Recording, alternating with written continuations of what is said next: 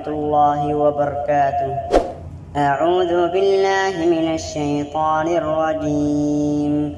بسم الله الرحمن الرحيم. الرحمن علم القرآن خلق الإنسان علمه البيان. الشمس والقمر بحسبان والنجم والشجر يسجدان والسماء رفعها ووضع الميزان ألا تطغوا في الميزان وأقيموا الوزن بالقسط ولا تخسروا الميزان. والأرض وضعها للأنام فيها فاكهة والنخل ذات الأكمام والحب ذو العصف والريحان. فبأي آلاء ربكما تكذبان؟ خلق الإنسان من صلصال كالفخار وخلق الجان من مارج من نار. فبأي آلاء ربكما تكذبان؟ رب المشرقين ورب المغربين. فبأي آلاء ربكما تكذبان؟ مرج البحرين يلتقيان بينهما برزخ لا يبغيان. فبأي آلاء ربكما تكذبان؟ يخرج منهما اللؤلؤ والمرجان. فبأي آلاء ربكما تكذبان؟ وله الجوار المنشآت في البحر كالأعلام.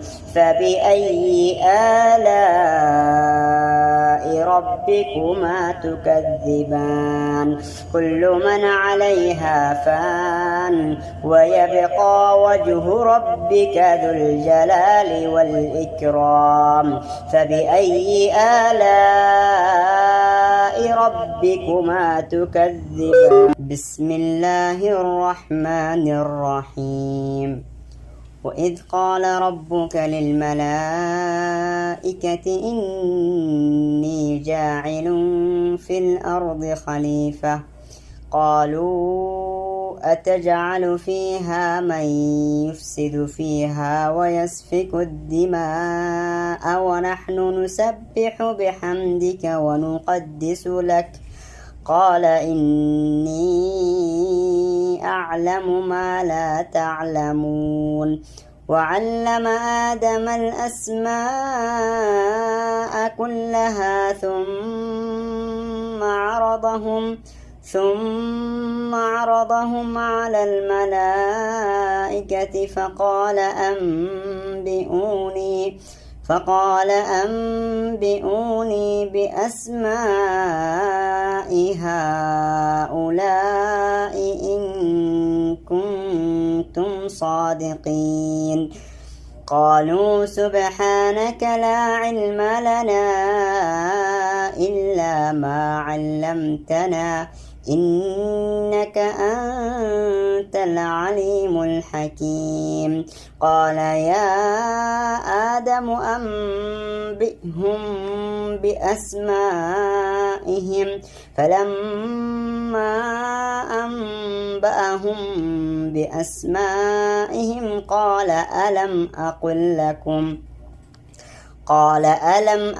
لكم إني أعلم غيب السماوات والأرض وأعلم ما تبدون وما كنتم تكتمون. وإذ قلنا للملائكة اسجدوا لآدم فسجدوا إلا إبليس أبى واستكبر وكان من الكافرين. وقلنا يا آدم اسكن أنت وزوجك الجنة وكلا منها رغدا حيث شئتما ولا تقربا هذه الشجرة فتكونا من الظالمين فأزلهما الشيطان عنها فأخرجهما مما كانا فيه وقلنا اهبطوا بعضكم لبعض عدو ولكم في الأرض مستقر ومتاع إلى حين فتلقى آدم من ربه كلمات فتاب عليه إنه هو التواب الرحيم.